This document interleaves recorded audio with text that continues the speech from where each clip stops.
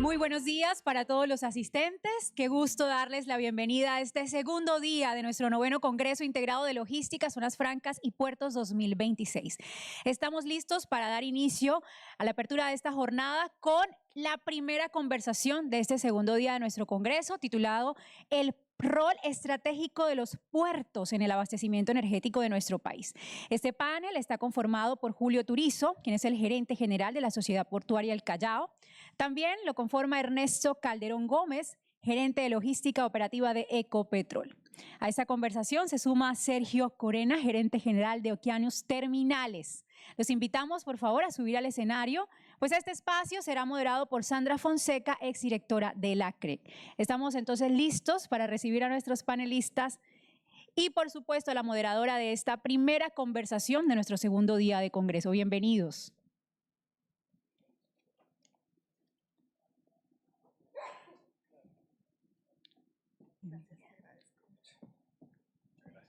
Bienvenidos, muchas gracias. Bienvenidos, buenos días. Doctora Sandra, tiene usted la palabra. Aló. Bueno, buenos días. Me alegra saludarlos, verlos. Somos poquitos, pero muy escogidos a esta hora de la mañana, así que primero que todo, pues darle muchas gracias a la Andy por esta invitación, muchas gracias a Carolina, muchas gracias a ustedes por estar aquí, muchas gracias a mis compañeros de este panel, que quiero decirles que me emociona mucho. Normalmente es un escenario en el que no compartimos tanto entre energía y logística, puertos y todo este desarrollo. Tuve la oportunidad ayer de escucharlos y me alegra mucho que se desarrolle porque creo que son dos mundos que tienen que hablar, que tienen que coordinar y que tienen que trabajar conjuntamente. Entonces, bueno, vamos a tener aquí 45 minutos para conversar sobre temas de energía. Y para poder, digamos, empezar a trabajar este tema, me pidieron que pusiera en contexto por qué es tan importante el tema de puertos en el tema energético del país. Entonces, quiero comentarles un poquito cuál es la situación energética que estamos enfrentando en Colombia. Claramente, cuando hablamos de energía, a veces en Colombia nos detenemos mucho solo en el tema eléctrico actualmente, y ya la relación que tenemos también incluye el gas natural, y por supuesto cuando hablamos de gas natural pues tenemos que hablar del GNL, del GLP y de todo el contexto energético internacional y nacional. Entonces, un poco para que ustedes entiendan por qué la importancia de este tema de puertos en el tema energético colombiano, hay que conocer lo siguiente. Cuando hablamos de energía en Colombia y cuando hablamos de energía específicamente eléctrica, vamos a ver que el gas natural es uno de los componentes para generación eléctrica más importante hoy en día. ¿Y por qué quiero enfatizar este tema? Porque hay una creencia un poco en el país de que el gas natural y que la generación térmica solo se necesita en momentos de estrés hidrológico. Y eso ya no es más cierto en el país. Hace muchos años, ciertamente, solo podíamos abastecer la energía eléctrica con hidroelectricidad, con agua. Y solo usábamos las térmicas en momentos, digamos, de estrés hidrológico. Pero eso ya no es así. Ahora, todos los días, en las horas pico, independientemente de la hidrología, independientemente de que tengamos fenómeno Niño, necesitamos las térmicas.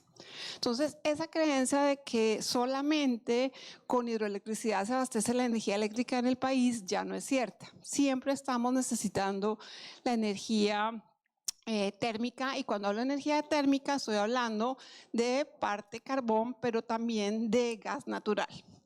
Y el problema que tenemos, que también ya tampoco es desconocido, es que el gas natural ya no es suficiente en el país para poder abastecer toda la demanda de gas natural.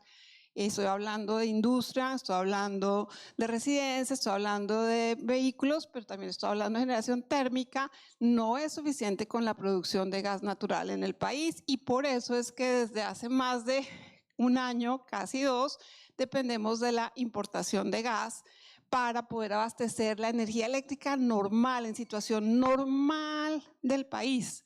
Por supuesto, sin hablar de momentos coyunturales, cuando no tenemos, por supuesto, la disponibilidad de gas por algún evento en la producción nacional o no tenemos gas importado por algún mantenimiento de la planta de regasificación. Y estructuralmente, porque cuando vayamos a enfrentar un periodo del Niño que está de pronto con una alta probabilidad de ocurrencia al final de este año o al inicio del otro, tampoco vamos a tener el gas suficiente para abastecer esta generación y por tanto ya hay una tensión de dónde va el gas. ¿Dónde va el gas? ¿Va a generación? ¿Va a industria? ¿Va a residencia? ¿Va a vehículos? O como escuchaba ayer, va a descarbonización de inclusive transporte marítimo. En este contexto es muy importante entender entonces cuál es el posicionamiento del abastecimiento del GNL en el país.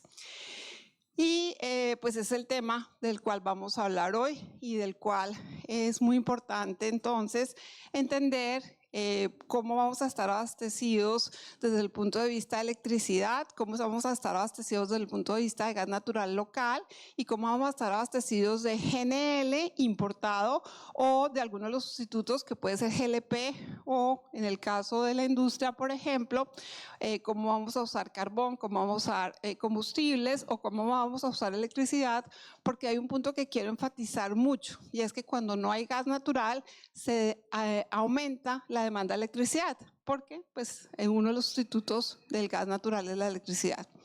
En este contexto, quiero que un poco entiendan las cifras de lo que vamos a hablar. De manera general, si uno mira cuál es la demanda de gas natural en el país y la mira hace 2 años, uno podría estar cercano alrededor de los de un giga-BTU, digamos casi que 1.000 millones de giga-BTU, pero cuando mira la demanda hoy es alrededor de 800. ¿Qué pasó? ¿Dónde se fue ese 20% de, digamos, tanto de producción como demanda? Entonces, es claro, y dependiendo de las cifras que uno mira, que uno mire, la producción de gas ha disminuido. Ha disminuido y uno puede hablar de cifras de alrededor del 16, 20% de disminución de la producción interna de gas. Pero también ha aumentado la importación. Y la importación ha aumentado alrededor de un 20%. Entonces, no solamente ha disminuido la producción, sino que ha aumentado la importación de gas en el país. Y cuando mira la demanda, quién está consumiendo gas, también se da cuenta que alrededor de un 16-20% de la demanda de gas se ha ido a otros combustibles. Se ha ido a carbón, se ha ido a GLP, se ha ido a presionar la electricidad, como les decía, o se ha ido del país, porque estamos en un proceso de desindustrialización. En ese contexto, a veces es difícil entender dónde estamos en términos de demanda, dónde estamos en términos de oferta y por qué es tan importante tener GNL en el país. Y eso es lo que vamos a discutir. Me acompañan aquí justamente las personas que están dedicadas a asegurarnos el abastecimiento de gas en el país. Y para poder hacer, digamos, las preguntas correspondientes y para entender por qué es tan importante el tema de puertos y por qué es que estamos en una conversación de puertos y de regasificadores en Colombia, y por eso di esta introducción, es porque hoy en día parte de la oferta y parte de cómo se abastece la demanda, pues es a través de justamente una importación de gas y de un puerto de regasificación que todos ustedes conocen, que es SPEC, que además hoy está en proceso de ampliación y es uno que está ya operativo. Pero cuando uno mira el mercado, resulta que hay 14 proyectos de oferta de regasificación en Colombia en proceso. Y uno dice 14 proyectos. Claro, uno es la ampliación de SPEC, sin contar con el GLP. 3 en principio son de Ecopetrol puede que más, puede que menos, nos van a contar ahorita, pero yo quiero ponerles en contexto lo siguiente. Cuando uno habla de puertos y digamos plantas de regasificación, que es el proceso donde hace la importación, pues tenemos que, digamos, dimensionar la escala, ¿cierto? Entonces yo quiero ponerlos en contexto de qué magnitud de puertos estamos hablando, por lo menos en Latinoamérica. Nosotros tenemos 3 puertos de regasificación operativos en Brasil, 3. Brasil es gigante y tiene 3. Argentina tiene una gran demanda de gas y tiene 3. 3 en Brasil, 3 en Argentina. Y los demás países que tienen puertos de regasificación solo tienen 1. ¿Quién tiene puertos de regasificación? Bueno, hay 3 en México también. Y hay 13 en Estados Unidos, 13, y aquí estamos hablando de 14 proyectos o 13 o 12. Entonces estamos hablando de casi poner, si todos se desarrollaran los mismos puertos de regasificación que hay en Estados Unidos. Y los demás países, pues tenemos 1 en República Dominicana, 1 en Puerto Rico, 1 en Panamá. En Perú no hay ni siquiera regasificación, hay liquefacción, que es muy importante. Y bueno, básicamente eso es lo que hay. Entonces tenemos 3 en Chile, 3 en México, 3 en Brasil y los demás que tienen solo 1. Y tenemos 13 en Estados Unidos y tenemos en toda Europa 33. Entonces, ¿por qué les doy esta cifra? Para que nos aterricemos de qué es lo que estamos hablando en Colombia. Si bien estamos hablando de alrededor de 14 proyectos, pues uno es la ampliación de la regasificadora ya existente.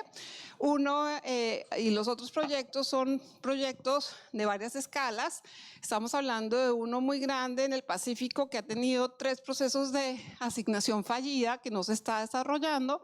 Tenemos uno en el Pacífico que está desarrollando Ecopetrol, que nos van a comentar ahorita en qué estado está, que además tiene una conexión multimodal, se puede llamar así, porque no tiene una conexión con el sistema de transporte de gasoductos del país, sino tiene una conexión a través de carretera. Y estamos hablando además de 12 proyectos en la costa, digamos, atlántica Caribe, de los cuales Ecopetrol está manejando 3 y los demás son proyectos e iniciativas particulares de varios tamaños, desde grandes hasta pequeños y medianos. ¿Y dónde están esos proyectos? En los puertos que hoy existen, que ustedes manejan y que tienen la posibilidad de traer por lo menos teóricamente gas, y ahí es donde se desarrollan. Y ahí es donde los dos mundos se encuentran, ¿cierto? Ahí es donde tenemos que aterrizar cuál es la posibilidad de avanzar en esos proyectos de regasificación para abastecer el país con una salvedad, y es que la demanda de gas, como ya se la comenté, cuando hay niño y cuando hay demanda de energía eléctrica en el país, la demanda de gas se aumenta entre más o menos un 50 y un 100%. Cuando hay niños se demora, hay varios meses de exigencia en térmica se dan. La demanda puede ser el doble de lo que se está teniendo ahora en términos de gas, pero es una demanda coyuntural. Esa demanda puede durar 1 mes, 3 meses, 6 meses, 1 año y luego vuelve y se desaparece hasta cuando vuelve a aparecer otro niño. Entonces, con eso en mente, ahora sí les hago las preguntas para que me ayuden a contestar y ustedes puedan, digamos, desarrollar qué es lo que estamos aquí trabajando. Entonces, pues la primera pregunta y más obvia es, considerando todas las tendencias globales en términos de puerto, en términos de logística, en términos de descarbonización que ayer nos presentaron, ¿cierto? Perdón que se me fue el micrófono. Entonces, ¿cómo se puede uno, digamos, aterrizar en términos de esas propuestas de ampliación del puerto, de ampliación de los proyectos de regasificación y de importación de GLP, que además es uno de los principales combustibles? Y entonces, de pronto, Julio, empiezo contigo, que eres el que tiene el puerto operativo. ¿Cómo estas tendencias globales de logística, de importación, afectan justamente la importación actual y la expansión en términos de el abastecimiento de gas a través de SPEC? Bueno, muy buenos días a todos. Mil gracias a los organizadores, a Landy, Carolina, muchas gracias por habilitar este espacio. Sandra, no, igual de contento que tú estar participando hoy. De los 45 minutos, me imagino que estos estos días no cuentan, ¿no? Pero no, pero yo creo que esta introducción fue muy valiosa para ponernos a todos en contexto. Y todas estas disrupciones internacionales que está teniendo el mercado indudablemente afectan lo que es el GNL a nivel mundial y por supuesto aquí en Colombia. Entonces, pero yo quisiera antes también dar un pequeño contexto y es, tengan en cuenta lo siguiente. Hasta hace 2 años, el mercado del GNL aquí en Colombia estaba acotado exclusivamente a los generadores térmicos, ¿ya? SPEC nació como modelo de negocio para brindarle a los generadores térmicos una alternativa para cubrir sus obligaciones de energía en firme a través de GNL. Así nació SPEC. Y hasta hace 2 años, el mercado de GNL aquí en Colombia estaba acotado a esos generadores térmicos. Solamente el año pasado se suscribieron los primeros contratos con clientes de sectores diferentes a los térmicos. SPEC el año pasado. Y a precios diferentes, además. ¿Cómo? Y a precios diferentes. Y a precios diferentes. Entonces, bajo un contexto completamente diferente a cómo inició y ese modelo de negocio con el que nació SPEC. Entonces, a mí me parece que eso es importante tenerlo en cuenta porque hasta muy poco tiempo estos nuevos clientes, estos nuevos mercados aquí en Colombia se están familiarizando con el mundo del GNL. Nos estamos familiarizando de que un conflicto como el de Irán y Estados Unidos puede afectar los negocios de estos clientes. Nos estamos familiarizando que cualquier desequilibrio en el balance internacional de oferta y demanda afecta a los precios del GNL. Nos estamos familiarizando de la importancia de tener contratos de largo plazo en el mundo del GNL y no quedar tan expuestos a los precios spot. Entonces es un mercado que se está familiarizando y creo que es absolutamente relevante para que los nuevos proyectos de importación se materialicen a medida que se vayan despejando todos esos temores alrededor del GNL. Hablando un poquito en temas puntuales, en toda la coyuntura que está ocurriendo ahora en el conflicto Irán-Estados Unidos y toda la incidencia que esto ha tenido en los precios, en los indicadores de precios internacionales, como el Henry Hub o el TTF, que son los precios más comunes en los mercados actuales de GNL aquí en Colombia. Fíjate que, por ejemplo, el Henry Hub en Estados Unidos ha sido mucho más estable, ha estado mucho más alejado del shock global de este conflicto que el TTF en Europa, por ejemplo. Y esto, por supuesto, por todo el buen balance que tiene Estados Unidos de su demanda de gas natural, con todos los buenos almacenamientos que tienen y sobre todo con la alta producción que ellos tienen en Estados Unidos. Recordemos que hasta hace poco Estados Unidos era un importador de gas natural y gracias a toda la apuesta que se hizo por el fracking, el gas no convencional se volvieron el exportador a nivel mundial. Bueno, y aquí abro paréntesis, el mismo fracking, ¿no?, que nosotros hemos cerrado la puerta aquí en Colombia y que creo que debemos nuevamente abrírselas de par en par. Entonces, el Henry Hub en las últimas semanas, a pesar del conflicto, yo creo nunca alcanzó los $8. El TTF en Europa, más expuesto a este conflicto, alcanzó valores hasta $18 el millón de BTU. Entonces, uno ve estas diferencias que son relevantes y de nuevo que los mercados nuevos que están siendo atendidos aquí en GNL Colombia están comenzando a aprender. Entonces, para los nuevos proyectos de importación, por ejemplo, creo que hay una coyuntura que quizás no favorezca porque estás ante el temor de la dinámica de la variación de los precios internacionales de GNL, quizás la falta de experiencia de exposición a ese mercado, clientes que han estado acostumbrados durante mucho tiempo, durante 50 años, a abastecerse del gas local, ¿ya?, y las expectativas que también hay alrededor del gas local. Solamente para el segundo semestre, desde el Valle Inferior del Magdalena, hay una producción que estos nuevos clientes están esperando. También tenemos la apuesta, las expectativas frente al offshore en el 2030, proyecto Sirius que entre. Entonces tienes a la demanda familiarizándose con el tema, aprendiendo, ver cómo es esta dinámica y estas disrupciones de precios en el mercado. Y al mismo tiempo tienes unas expectativas de lo que puede pasar con el gas local. Entonces tienes una demanda que tiene temor a contratarse a largo plazo, quizás mirando contratos a 3 y 5 años, que eso pudiera de pronto dificultar nuevos proyectos de importación que los necesitamos. En todos los balances es claro que estamos necesitando el gas importado mientras todo este gas local vuelve y aparece. Bueno, muchas gracias. Sigo con Ecopetrol. Por supuesto, ustedes saben que es el mayor oferente de gas, también consumidor, por supuesto. Ujú. Y pues Ecopetrol en este momento pues está liderando 3 de esos grandes proyectos que nos van a asegurar el abastecimiento de largo plazo.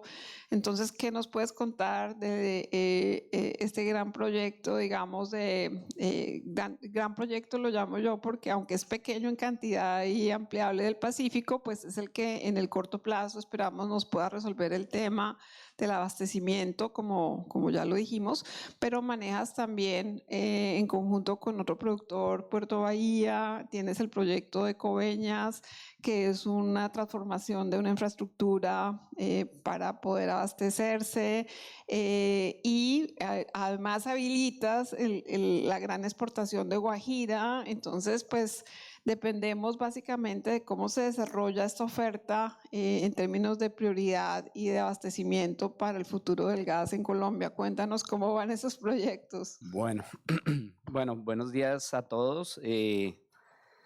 Agradecer primero a la Andy, a la Cámara y a Carolina por la invitación. Para Ecopetrol, pues, es muy importante el tema de la seguridad energética. Creo que Sandra tiene muy buena información, está bien dateada. Y pues la idea es que podamos compartir en este espacio cuál es la visión y la postura de Ecopetrol, qué estamos haciendo desde Ecopetrol para garantizar esa seguridad energética. Efectivamente, Sandra nos da un contexto de cuál es la situación en cuanto a la producción y la demanda de gas natural, ¿sí? Efectivamente, nosotros en la actualidad tenemos unos campos de producción muy maduros que están enfocados en tierra y la declinación de los campos pues ya ha venido generando, digamos, esa afectación en la producción y lo que ha generado que esa importación a través de la planta de SPEC pues se incremente.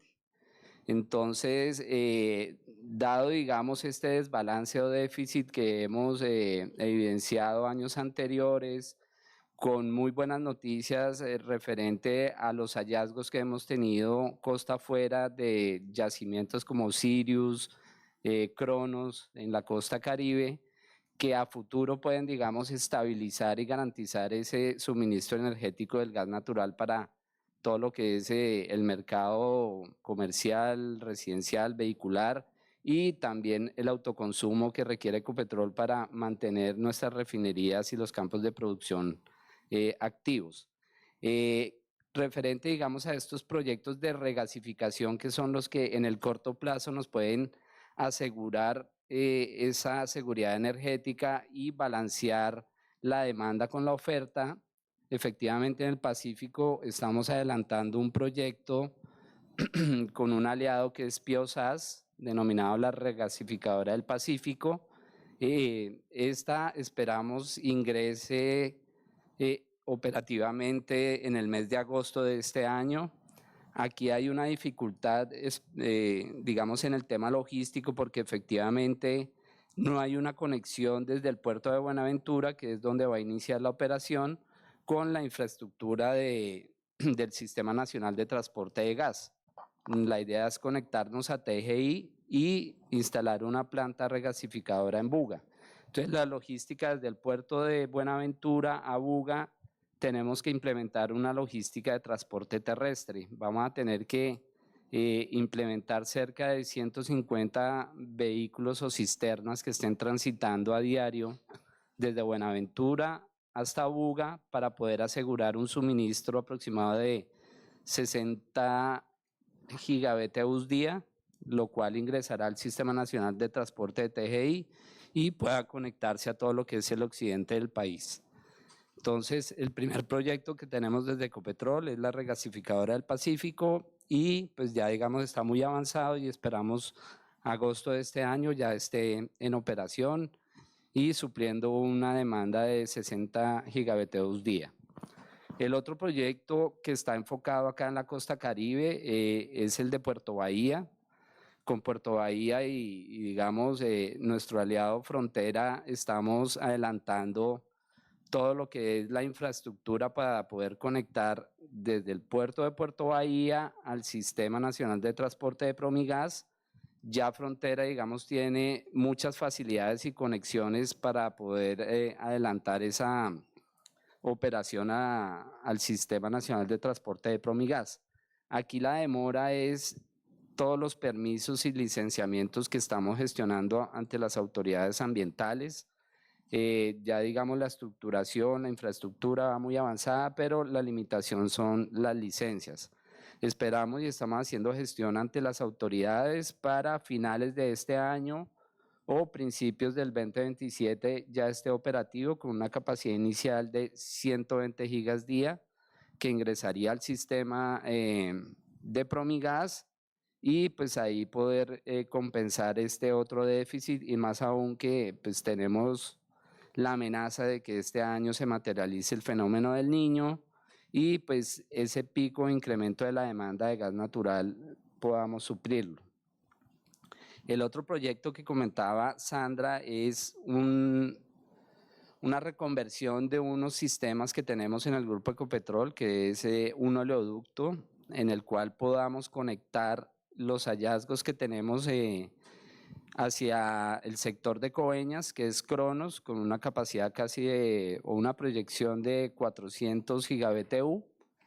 Y aquí está un poquito más demorado la implementación o la entrada de este proyecto, dado que tenemos que hacer una reconversión de una infraestructura existente.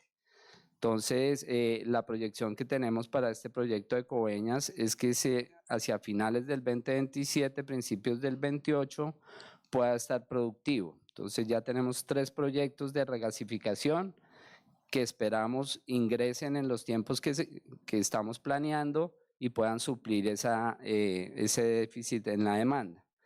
Y finalmente pues tenemos los descubrimientos costa afuera como son Sirius, Sandía, que están muy cercanos a los campos que hoy tenemos en Ballena y Chuchupa, que esperamos entren en operación para el 2030. Ya estos, digamos, son proyectos o yacimientos que tienen una capacidad de producción comprobada cercana a los 350 gigabteus y con una proyección de 10 años de vida de estos campos.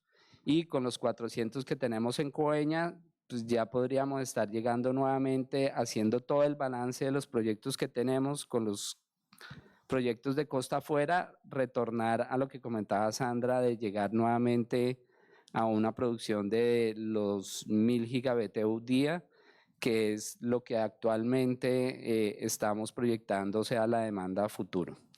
Entonces, pues desde Ecopetrol, el rol de los puertos es muy importante porque estamos migrando a que la producción sea costa afuera, ya no en tierra. Sí estamos trabajando con los campos maduros en poder implementar iniciativas que mejore esa tasa de recobro de los campos maduros. Actualmente, digamos, un campo maduro tiene una tasa de recobro del 8% y estamos implementando en algunos campos acciones que puedan incrementar esa tasa de recobro hacia el 20-30%. Esto, digamos, puede aumentar ese balance de disponibilidad de gas que a futuro pues, se traducirá en unos mejores precios para el mercado local, aun cuando pues, tenemos que hacer sostenibles los proyectos de regasificación, dado que las inversiones son altas y pues en 2-3 años no vamos a recuperar esas inversiones. Entonces tenemos que conciliar esos proyectos de regasificación con la entrada en operación de los campos costa afuera, más las acciones que hagamos con los campos maduros que tenemos en tierra. Entonces acá tenemos que trabajar todos de la mano, no solo Ecopetrol, sino también, digamos, con nuestros aliados privados en cómo hacemos ese balance y conciliación de toda la disponibilidad de gas, haciendo sostenibles los proyectos, porque sabemos que el recobro de la inversión pues no se hará tan a corto plazo. Bueno, como ustedes ven, eso es un tema de tiempo, de carrera, de lograr la materialización de varios de esos proyectos para poder abastecer la demanda de gas y la demanda eléctrica y todo el tema energético en el país, y de ahí depende el desarrollo económico de Colombia, porque en realidad yo les puedo decir que la demanda y la productividad del país depende de la energía, y en este momento estamos contenidos, estamos realmente limitando el crecimiento económico del país por el crecimiento del abastecimiento de energía en Colombia. Y en este contexto, el GLP, que es el gas licuado de petróleo, pues ha venido, digamos, incrementando su, digamos, importancia y su, digamos, desarrollo estratégico, no solo porque el GLP interno en el país depende de la producción de gas, que como ustedes ven ya está, digamos, en decrecimiento, y entonces pues el abastecimiento de GLP, que también depende, digamos, de la producción de gas, pues está limitándose, y entonces ha venido dándose la oportunidad de crecimiento de importación también, obviamente a través de puertos, de este GLP.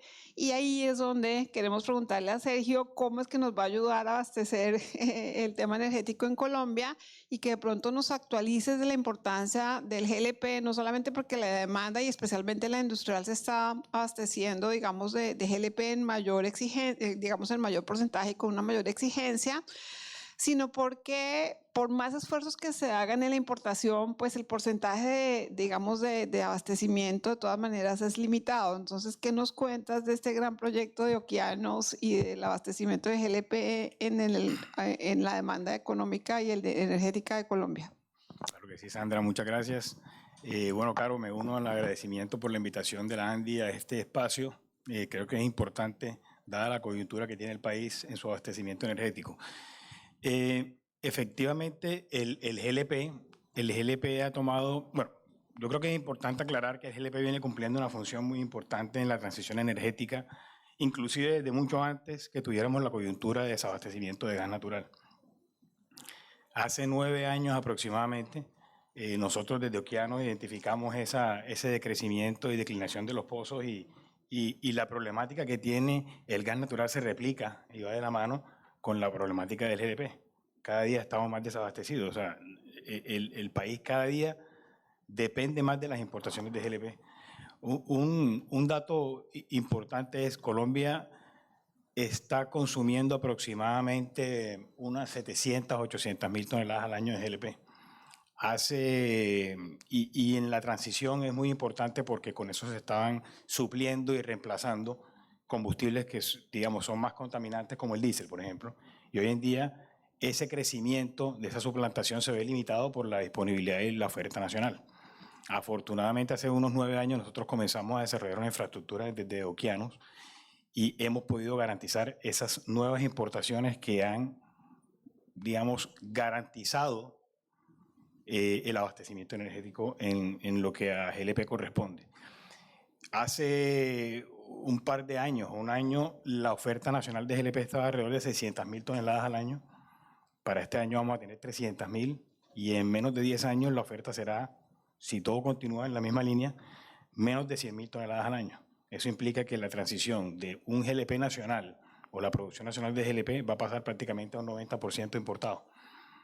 Si a eso le sumamos la problemática del gas natural, obviamente una de las alternativas que tiene el país hoy para suplir ese déficit es vía el GLP. Entonces, por ejemplo, un caso puntual para este año, lo que la industria ha logrado en algunos de los casos, porque no en todos aplica o por costos o por el tipo de equipos que utilizan en sus procesos internos, ha logrado hacer una transición hacia el GLP. Esto ha incrementado la demanda nacional aproximadamente en un 30%. Entonces ya estamos hablando de que esos 600 o 700 mil toneladas que demandaba el país para su abastecimiento, hoy se haya ido a casi 1 millón de toneladas anuales. Y la infraestructura obviamente no se contaba. Colombia hasta hace 9 años que nosotros iniciamos con la primera infraestructura no contaba con nada de infraestructura de importación, aparte de la de Ecopetrol. Y el proceso adaptativo ha sido muy fuerte. Muy fuerte porque la transición ha sido acelerada.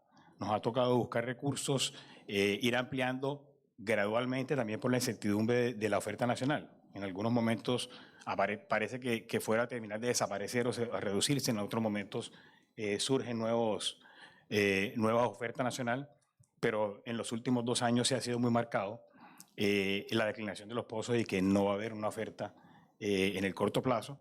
Entonces, la aceleración de esos proyectos de infraestructura de importación ha sido un reto muy grande para el país y para nosotros como un puerto principal en la importación. Un ejemplo de esto es, nosotros hemos realizado ampliaciones en 2020 donde duplicamos la capacidad y en este momento estamos triplicando la capacidad en los últimos 3 años. Tenemos un proyecto que en este momento el 50% entró en operación este año y a final de este año también, en diciembre o enero del próximo año, estaríamos triplicando la capacidad.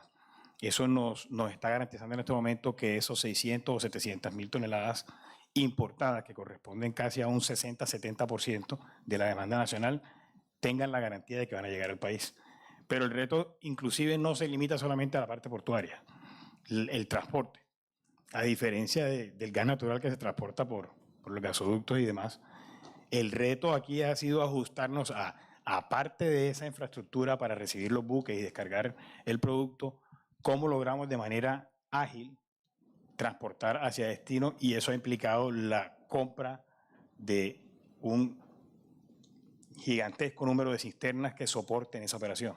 Tenemos hoy en día 6, 7 buques mensuales, completamos más de 50 mil toneladas mensuales en importaciones de GLP, y entonces ya estamos llegando a un límite en hasta dónde podemos nosotros suplir ese déficit que está teniendo el gas natural en la industria, inclusive en la generación, porque ya se volvió una alternativa funcional para el tema de generación. En este momento seguimos con unos estudios para nuevas ampliaciones y estamos seguros que por lo pronto podremos estar garantizando el mercado natural que hoy tiene el GLP, pero el reto a seguir creciendo es duro.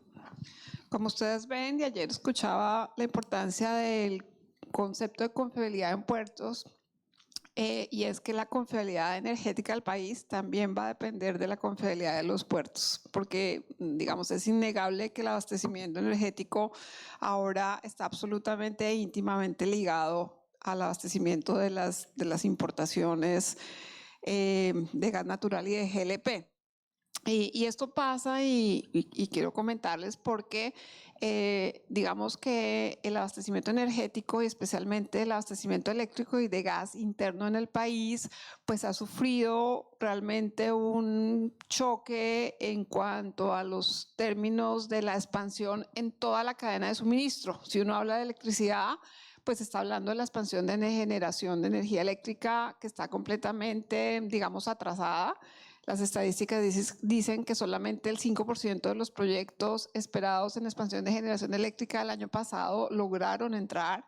En los últimos 5 años, solamente el 20% en promedio de la expansión de generación que se esperaba logró realmente materializarse, y es una expansión un poco enfocada a energías renovables, digamos, no convencionales, pero que les falta, digamos, el soporte de respaldo en la confiabilidad.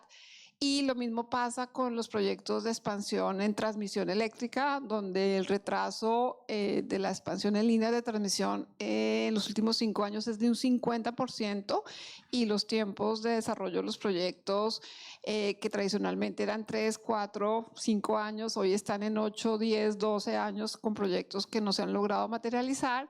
Y en términos de la expansión de las redes de distribución, que es, digamos, el acceso a realmente tener la capacidad para atender nueva demanda, está completamente colapsado porque no se ha podido hacer la expansión suficiente en las redes de distribución para poder abastecer nueva demanda. Eso quiere decir que realmente el crecimiento económico del país está muy contenido por el desarrollo de la expansión. Y por eso volvemos a por qué es tan importante el tema que nos trae aquí. Y por eso, pues digamos, quiero, Julio, preguntarte en términos de, digamos, recomendaciones específicas, financieras, técnicas, regulatorias. Ayer escuchaba en Tiempos también de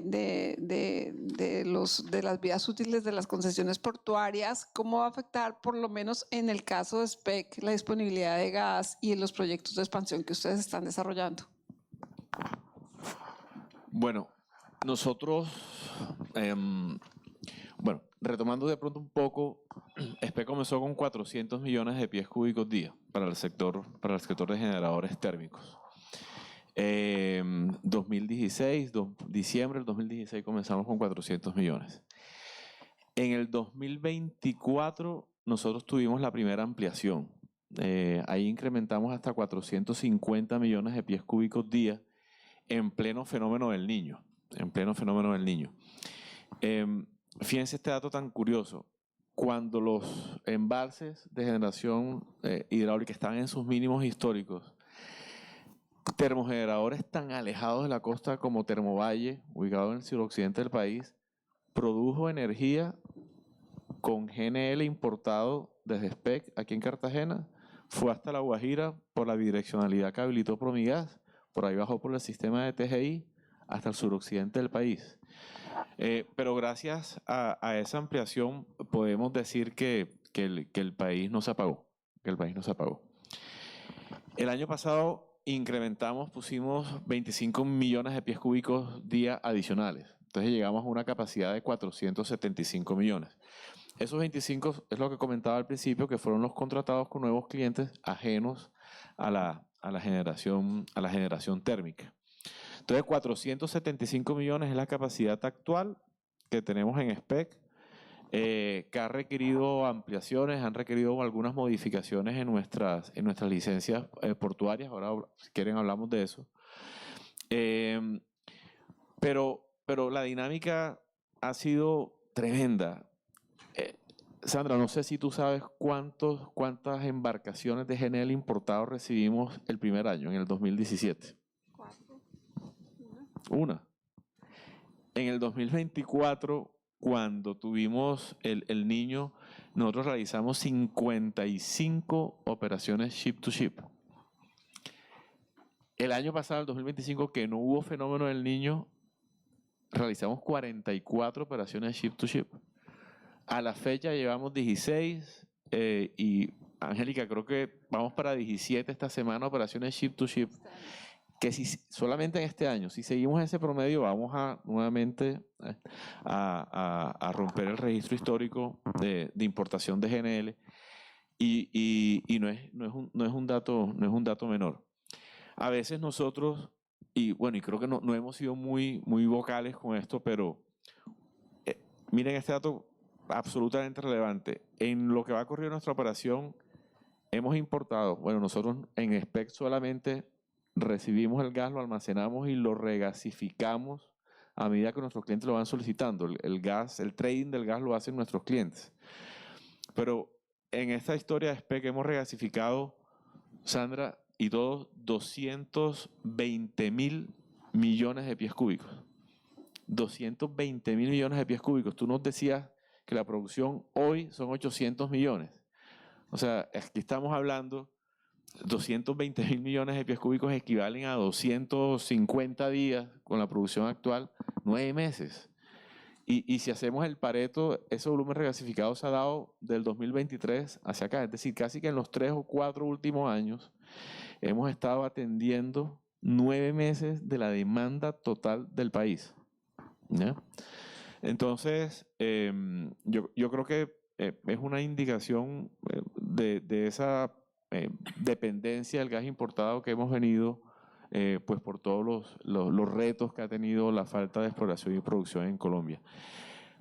Actualmente estamos ampliando hasta 533. O sea, de los 475 actuales, estamos ampliando a 533.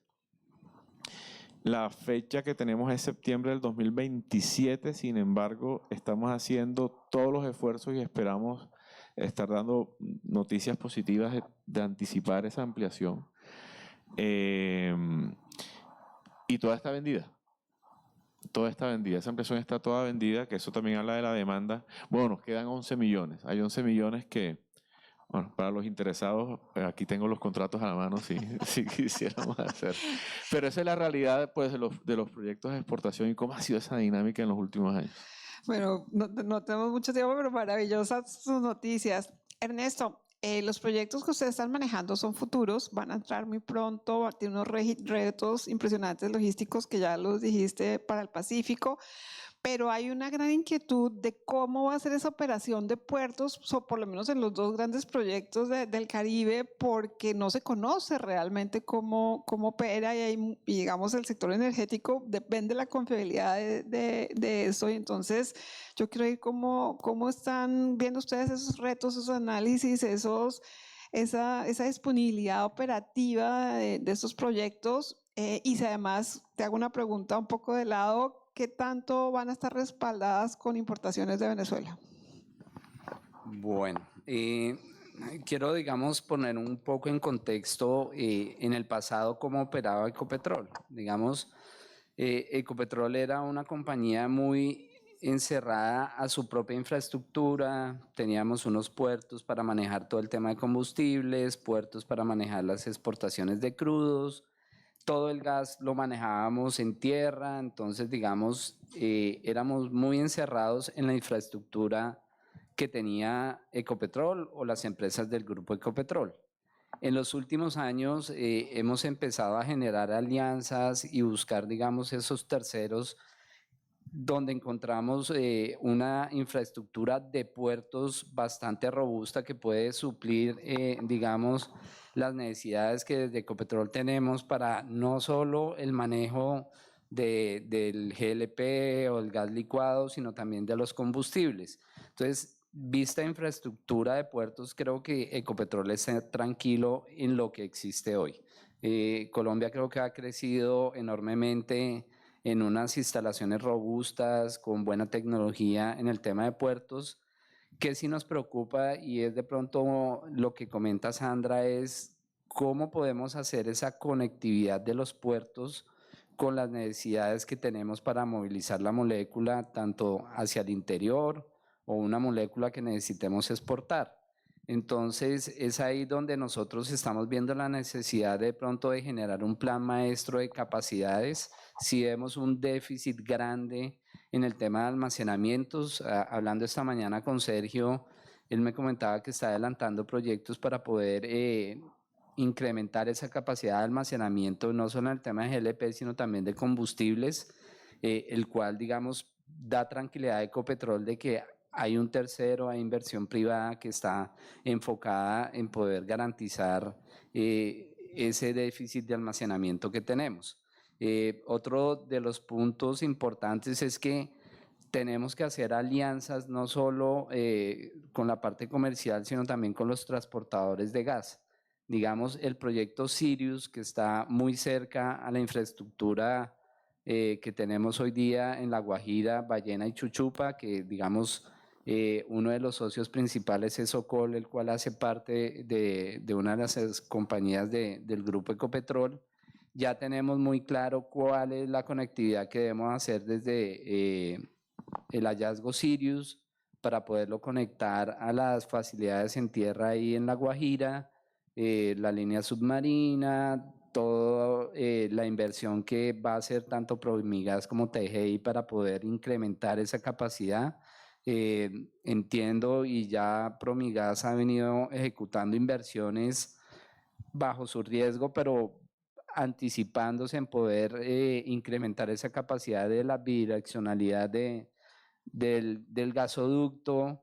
TGI también está haciendo inversiones, la interconexión, entonces creo que tenemos que hacer alianzas no solo con la parte comercial, sino con los otros actores de la cadena para poder garantizar y tener la tranquilidad de que cuando Ecopetrol esté listo, todos estemos listos para poder viabilizar el transporte de la producción que encontremos en los hallazgos costa afuera. Y pues también uno de los temas que más nos preocupa al poder llegar a la meta del 2030, tener los productivos, es todo el tema de licenciamiento, marco regulatorio, Entonces creo que ese punto es importante y como sector sí deberíamos trabajar con las autoridades en poder establecer cuáles son las reglas claras de ese marco regulatorio y poder generar una estabilidad de ese mismo marco regulatorio que le dé la tranquilidad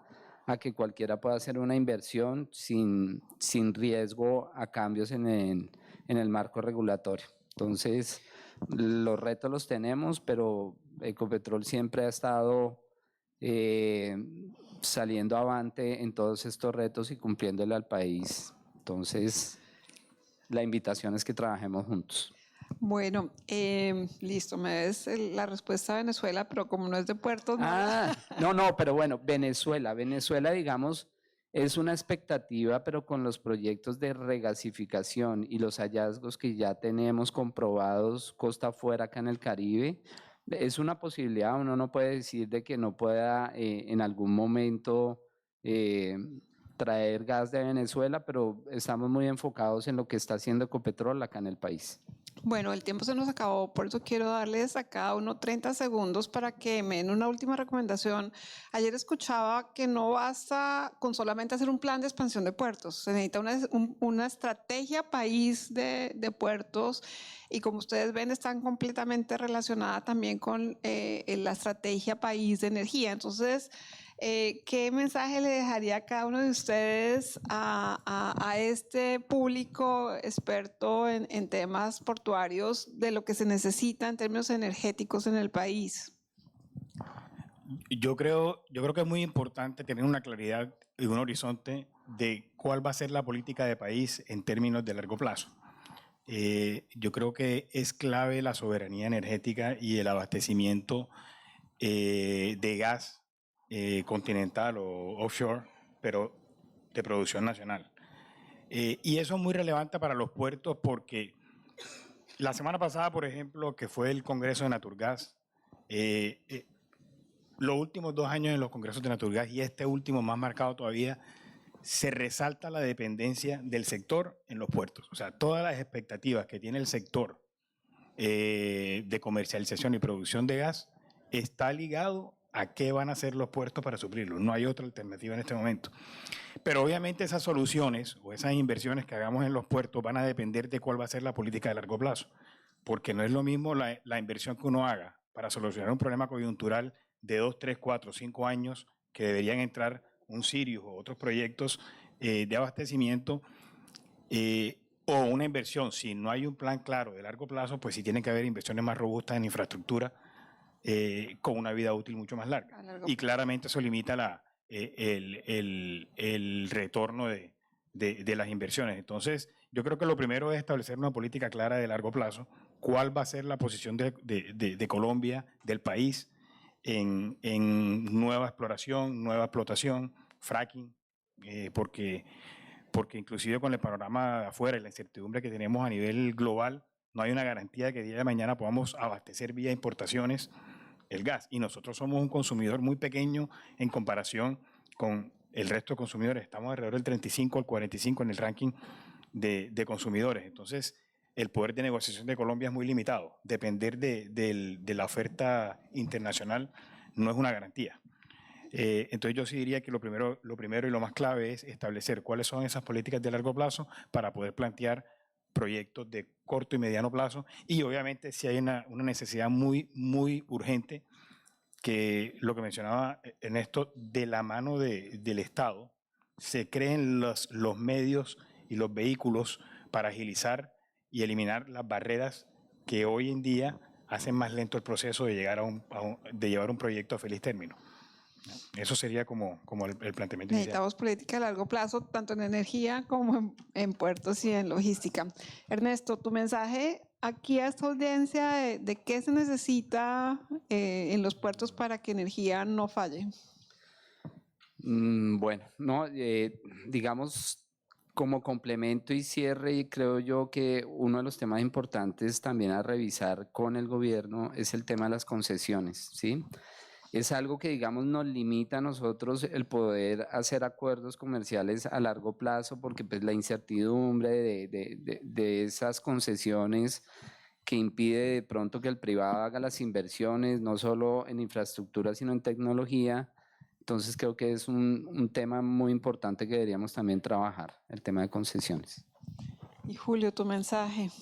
Bueno, difícil cuando está la bandera roja con 10 minutos y la host haciendo presión para que nos vayamos de acá, pero no, yo creo que con los 10 años de experiencia en la operación que llevamos en SPEC, los casi 10 años, muy concreto, 3 pilares: regulación ágil, coordinación interinstitucional y un marco tributario competitivo.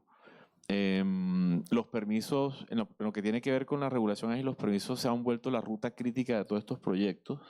La coordinación interinstitucional, tú tienes a veces para desarrollar un proyecto de regasificación, no es solo un proyecto de puerto, es un proyecto que combina el mundo de los hidrocarburos con el mundo de los puertos, inclusive para hacer trámites en el ANLA, a veces te sientas con la mesa de evaluación de hidrocarburos, pero también con la mesa de evaluación de infraestructura y son requisitos.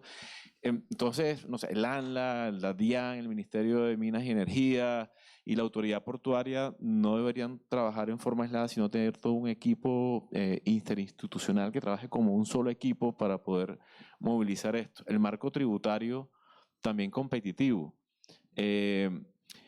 Lo mismo, un proyecto de regasificación es un puerto común, entonces a veces los recursos humanos, equipos necesarios para la prestación de un servicio de regasificación están por fuera del área concesionada y esos activos no cuentan con los beneficios tributarios y deberían tenerlo porque a la larga hacen parte de un mismo servicio.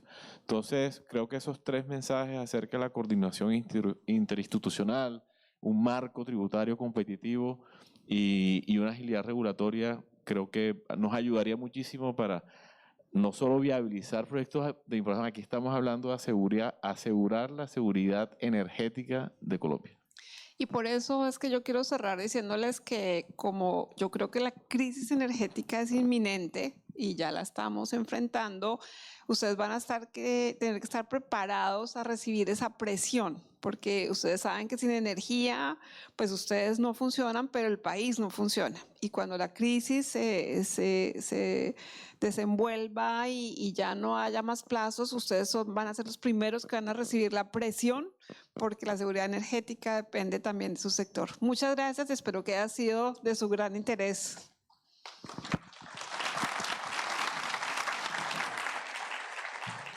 Les